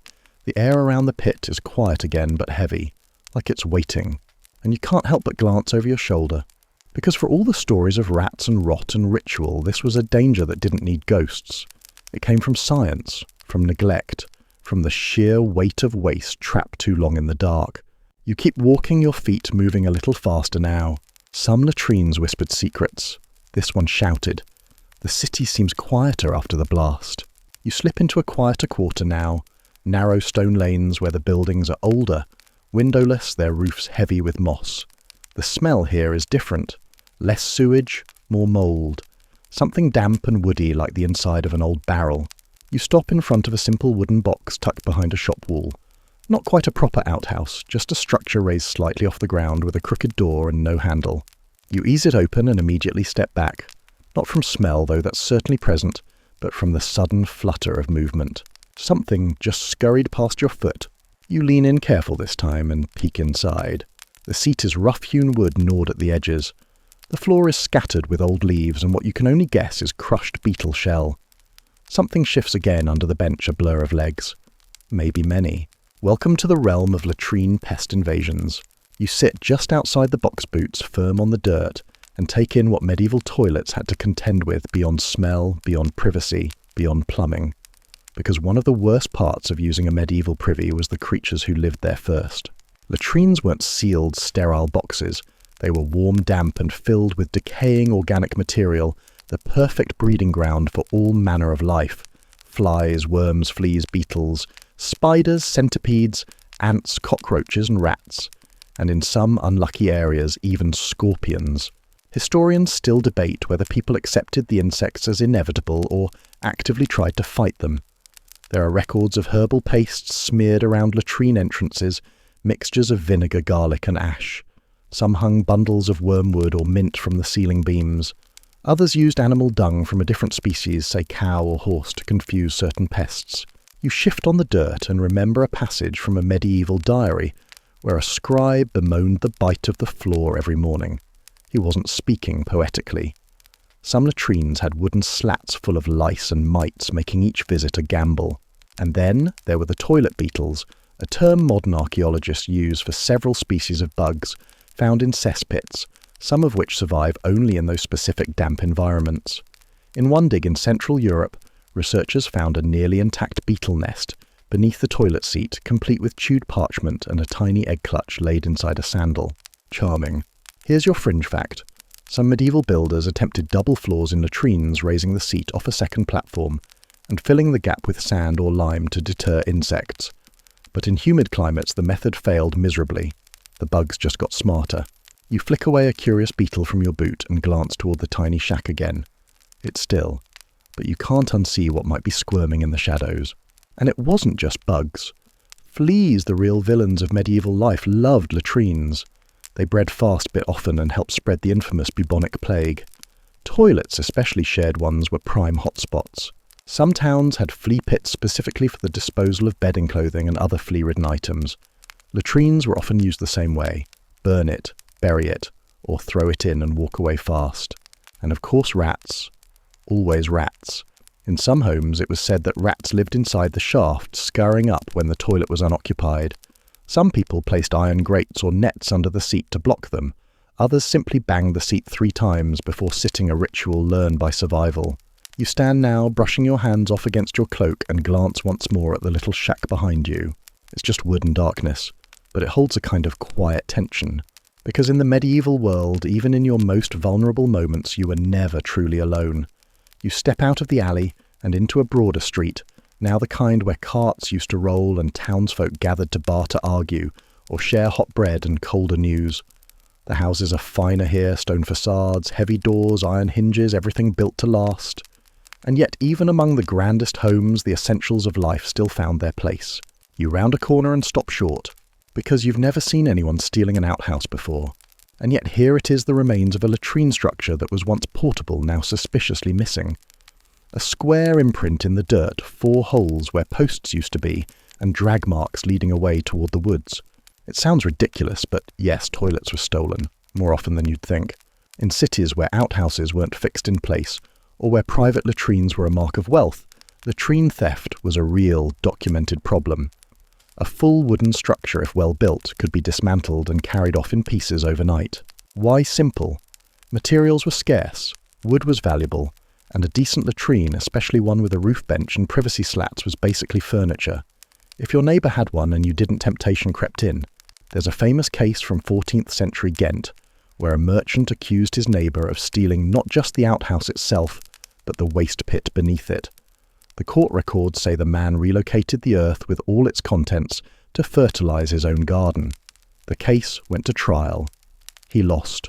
You step into the shallow square, imagining where the seat once sat, how it must have looked with curtains or planks, maybe a little carving in the frame. It was probably proud in its way, a small monument to privacy and progress. And now it's gone. Some thieves weren't so careful. In London, records show that latrine burglars were sometimes caught mid-theft, their carts stuck in mud, their tools still clinging to half-pried boards. Punishment ranged from public shaming to fines, though once in a while, if the toilet was especially valuable, it led to imprisonment. What makes a latrine especially valuable? Built-in drainage for one. Some wealthier homes had portable units with stone channels or iron pots beneath, making cleaning easier. Others had decorative touches, etched wooden doors, painted panels, or in one legendary case, a brass handle shaped like a lion. You won't be surprised to hear that lion-headed toilet was stolen 3 times. And here's your quirky fringe fact: in parts of rural France and Italy, outhouse stealing became so common during wartime that people started marking their toilets with carved family symbols or crosses, not to bless them, but to discourage theft. A stolen toilet with a known symbol could be identified and returned if the thief wasn't too far gone. You imagine the conversations: "Excuse me, I believe your outhouse belongs to me." "Nonsense, I built this myself just yesterday." You leave the hollow space behind and walk toward the trees, following the faint trail in the dirt. You never do find the missing structure, but the fact that someone would risk so much for a place to poop in peace, somehow it makes sense. In the medieval world, having a latrine meant status, cleanliness, dignity, and when dignity was portable, so too was theft. The trees grow thick again as you follow the trail out of town, your path winding through tall grasses and groves of twisted elderwood. You pass sheep pens, vegetable plots, and finally a cluster of modest stone homes, their windows glowing with candlelight and smoke rising in soft plumes from chimney holes. You've arrived at a rural farmhouse, quiet, peaceful. Too peaceful, maybe. There's a strange smell wafting from the back of the house, not the usual farmyard blend of hay and manure, but something mixed, sharp, slightly sweet, slightly awful. You round the corner and freeze. There it is. The kitchen door wide open, a pot on the fire, something bubbling, and right beside it a latrine chute built directly into the wall. You step inside slowly, the warmth of the hearth washing over your face and the smell hitting you even harder. The pot on the stove is full of stew, cabbage, onions, maybe beans, but your eyes keep drifting back to the wall behind it. Because yes, that chute, the one right next to the cooking space, connects to a toilet pit directly below the house. It sounds unthinkable, but it happened. In many medieval homes, especially in rural or poorer areas, there simply wasn't space or the resources for separated plumbing. Some homes had kitchen latrines where the convenience of indoor relief came at the horrifying cost of proximity. And if you're wondering, yes, the smell was part of everyday life. Historians still argue how people managed it. Some believe the scents were masked with constant fires, burning herbs, or piles of hay. Others say people's senses simply adjusted. You grow up with it, you live with it, you stop noticing. But not everyone was blind to the risks. Certain health texts from the time warn against mixing air of the pot, and the privy suggesting that people knew something was wrong, that food cooked near waste didn't sit right. But they didn't have germ theory, they didn't understand bacteria, and so most simply tried to build better airflow, or used cloth to separate the rooms. You glance at the pot again. The stew bubbles. An old wooden spoon rests beside it, stained from use. The family here might have stirred that stew while sitting on the latrine just one wall over. And here's your quirky fringe fact: in some regions, people placed small toilet seats inside the kitchen fireplace alcove itself. Why? Warmth. The fire kept the space bearable in winter, and the latrine hole often led to a trough that exited under the back of the house. It was efficient. It was disgusting. It was real. One preserved house in Bavaria had a rotating kitchen bench lift the lid, and it doubled as a toilet. Archaeologists believe it was used by elders or people unable to walk far, which makes sense. And yet, the stew pot sat just 2 feet away. You step back outside, gulping the fresh night air. You look up. Stars blink quietly through the cloud cover. Somewhere inside that house, someone is probably finishing dinner right now. Maybe they stirred it while seated. Maybe they didn't. But the latrine remains, close, too close. You walk away slowly, reminded that for all the romance we give the past candles, cobblestones, the smell of bread baking, there was also cabbage stew cooked 5 inches from a toilet. Because medieval life wasn't curated, it was compromise. The night deepens as you walk farther into the countryside where the landscape grows sparse and the stars feel closer uncurled above you like scrolls of cold fire. You pass by quiet homes tucked into hillsides, shuttered against the wind, and eventually you find one more curious building nestled behind a stable, a thatched roof structure round and squat, its wooden door slightly ajar. You push it open. The smell hits you first, earthy old sour with age but not rot. Inside there's a wide wooden bench with a familiar opening carved into it, and blankets piled in the corner. But the sound that comes next makes your chest tighten. A cry, not of pain, not of fear, but birth. You weren't expecting this. And yet here it is, the latrine used as a birthing space. It's hard to believe, harder to imagine, but it happened. In many parts of rural medieval Europe, especially among the poor, homes were small. Rooms were few, privacy was rare. And when the moment of childbirth arrived, sudden, painful, messy women gave birth wherever they could. And sometimes when space was tight and labour came quickly, the latrine offered seclusion and drainage. You sit on the bench and picture it. A midwife kneeling, a sister holding hands, a mother pushing and crying and shaking, gripping the edges of the rough wooden seat as a baby slips into the world. The same hole that usually received waste now receiving life. It's a jarring contrast. But it happened. In old household records and church reports, there are notations, short, factual, and utterly human, about children being born on the latrine bench, especially during winter, when warmth and shelter were prioritized over tradition. Historians still debate how common this was. Some argue it was rare and born of desperation.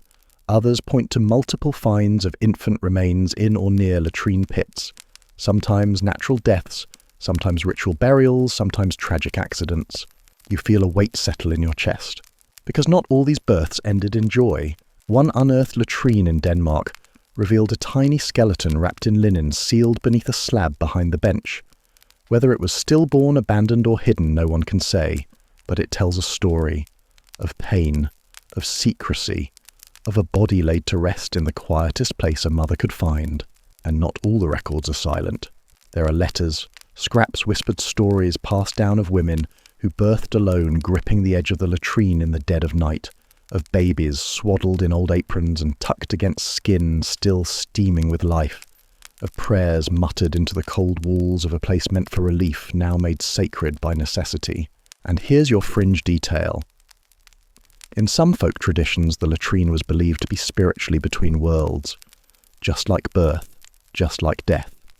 Some midwives preferred it for difficult labours, believing the transitional energy helped guide the baby safely through.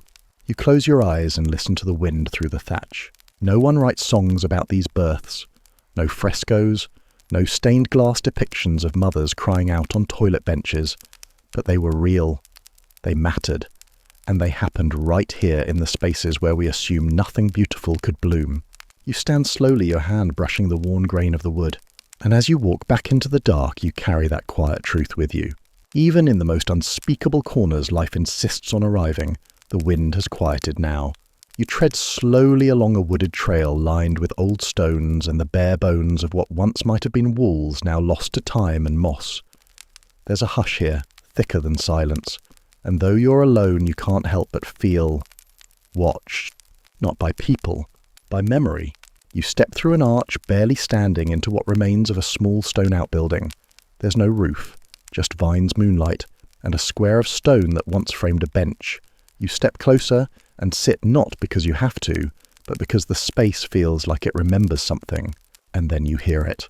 A whisper, soft, rustling, like a breath against your ear, like a voice that forgot it wasn't allowed to speak anymore. Welcome to the final unexpected chapter of medieval latrine lore ghost stories from the toilet.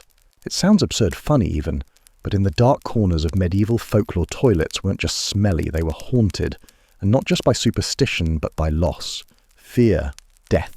You lean your elbows on your knees and listen. There's a tale from Cornwall where an old woman claimed to see a pale figure sitting silently on the edge of the family latrine night after night.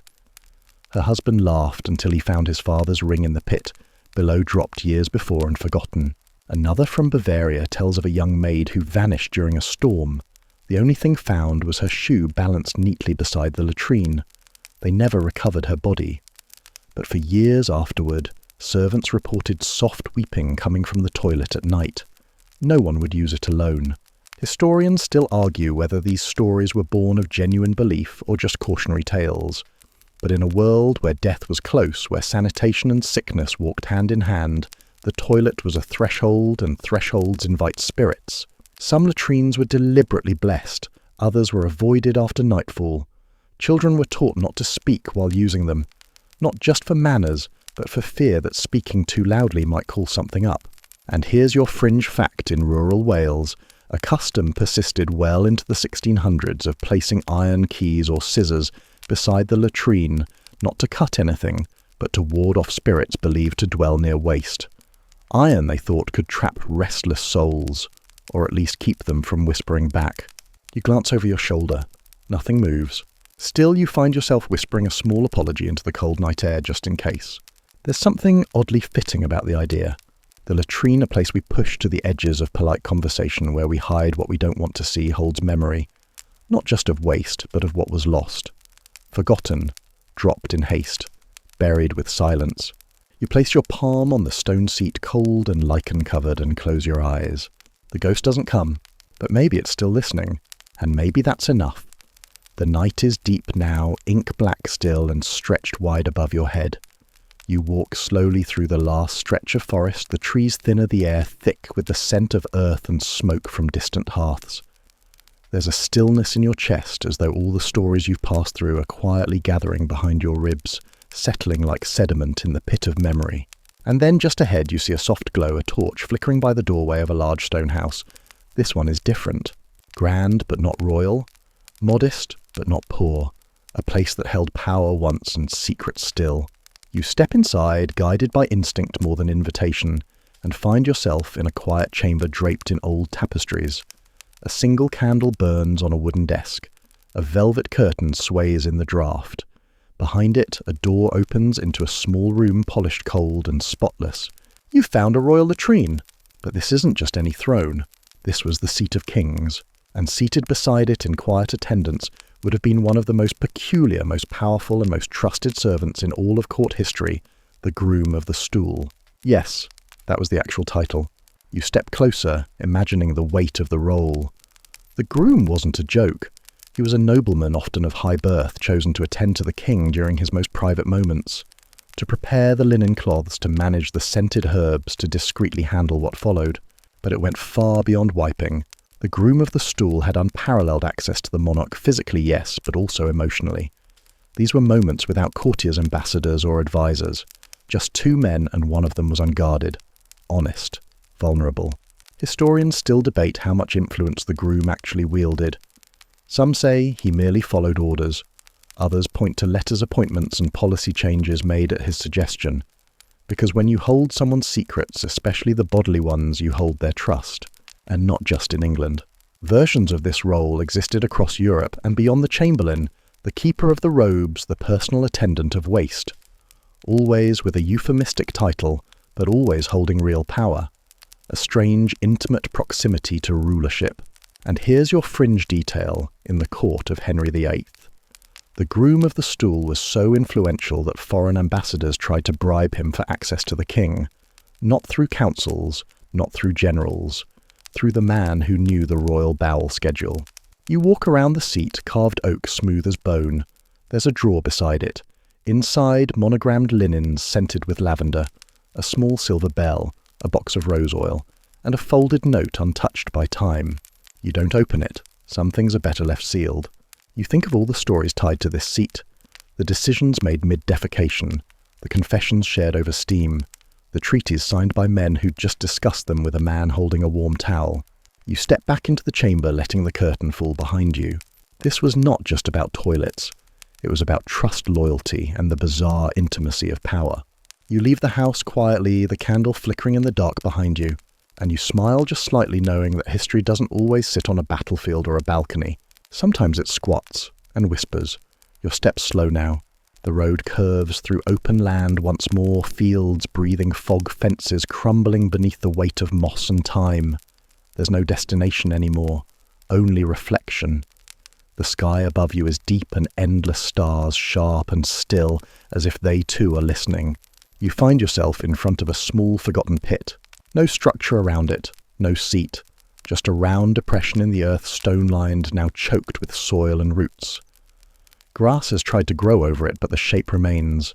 You sit beside it quiet.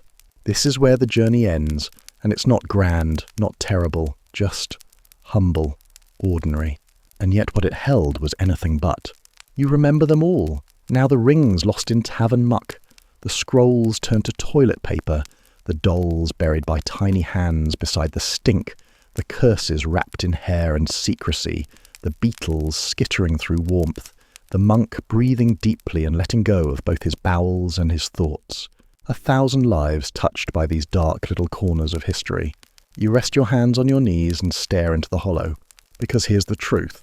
We like to think of history as carved into stone, chiselled into monuments, recorded in parchment, gilded in gold leaf.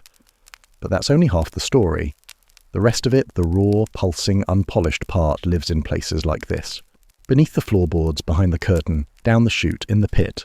It's in the things people let fall, not the things they raised up. In what they threw away, dropped by accident, buried in shame or flushed with relief.